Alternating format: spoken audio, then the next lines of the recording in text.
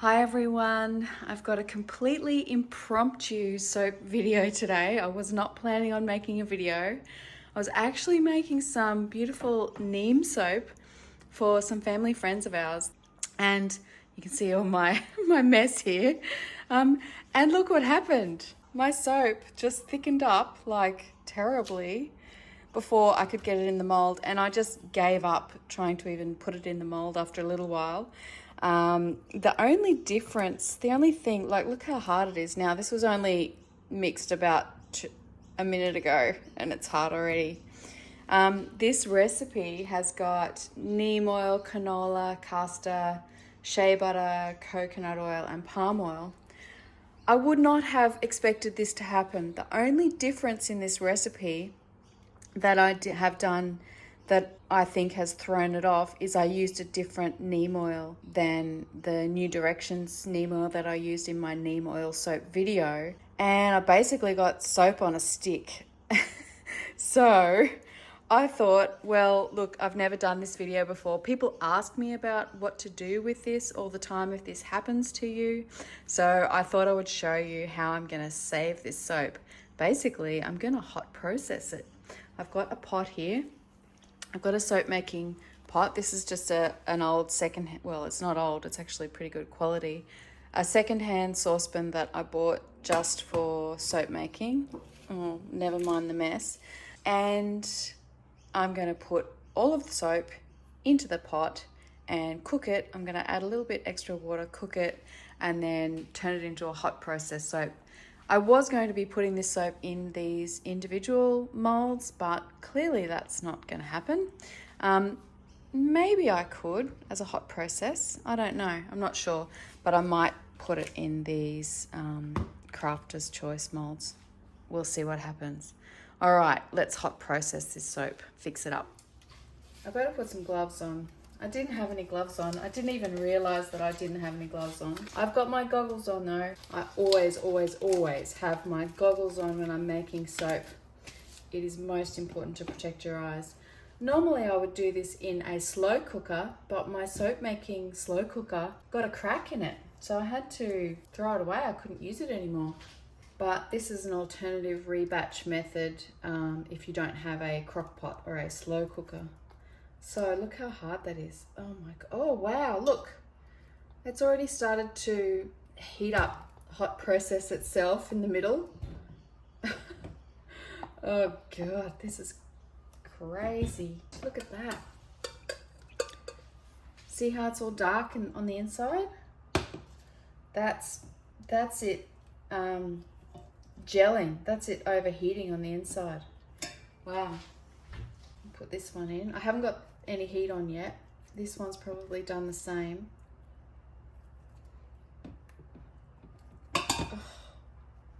So this did not happen with my first neem oil soap recipe, the one I shared in my recent video. It is a beautiful, well-behaved recipe, and I used the New Directions neem oil for that. So I'm pretty sure it was the neem oil that did it. I don't know, maybe it was mixed with some other kind of oil. Just get this all in. Oh gosh, I can't believe this has happened to me today of all days when I just wanted to get it done. Look at that inside. Wow, getting it out is a bit tricky. So this soap recipe was originally a 1:7 water to lye ratio. So I will add more water to this to help make it more fluid again. And I always add more water in hot process soap recipes anyway, because you do get evaporation and you need to keep them a little bit more fluid. So we'll definitely add a bit of water to this mess. The only other thing I had in this was some Litzy Cubia essential oil. The temperatures weren't too high. They were all great. And Litzy doesn't normally misbehave on me, so I don't know.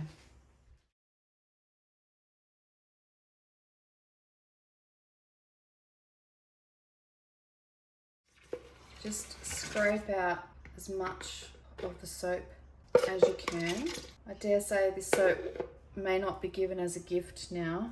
Okay, what I'm going to do now is turn the heat on just low, and I'm going to put about half a cup of water in here.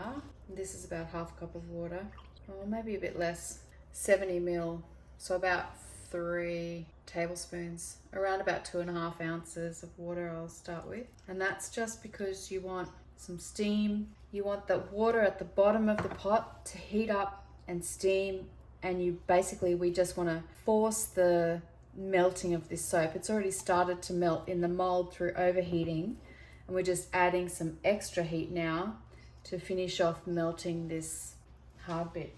So put a lid on it and just let that slowly heat on a low temperature. So this is about 5 minutes in. I just thought I'd show you. See how it's all starting to go dark brown? I got a little bit impatient, so I turned the heat up a little bit, but just sort of jiggle it like this. You can see it's a bit bubbly down the bottom. It's cooking up really nicely. So it's forcing the saponification of this hard, lighter colored part, and it's all going to go very dark, and then we'll mix it all up and homogenize it. I'll test the pH, and then it will be a hot process soap then, and we'll put it in the mold. It's been about 10 minutes now on low, and it's nearly all soft and heated up. Yep, that looks really good. See how it's going to be much easier to mold now? I've basically forcing it through the hot process and making sure it's all cooked, and it softens up then, and then you can get it into the mold. It smells great. Just out of curiosity, I'm going to do a little pH test on this just to see if it's done. Just going to spray a little bit of water in there and dip that in. Yeah, look at that. Okay, that soap is cooked. It's green. My paper is green. That soap is completely saponified now. I've basically just turned it into a hot process soap. So I can just get it into the molds. Might put a touch more water in there. This is just freshly boiled water.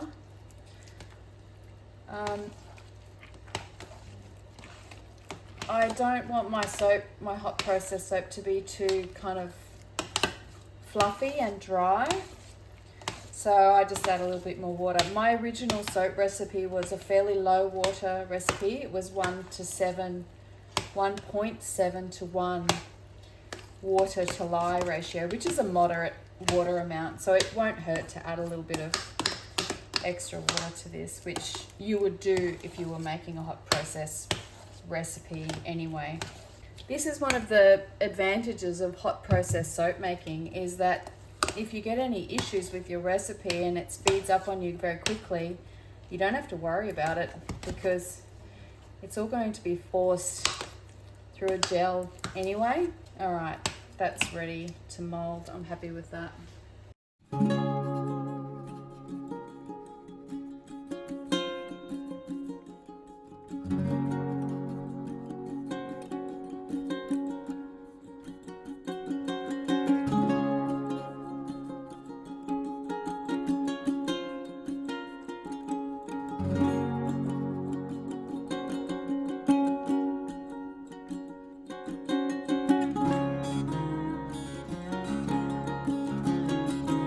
Have to wait for them to cool down and set and harden, and I can cut them up. When your soap seizes on you, this is how you rebatch it with a hot process method. I'll show you the cut of these soaps just for out of interest sake a bit later on.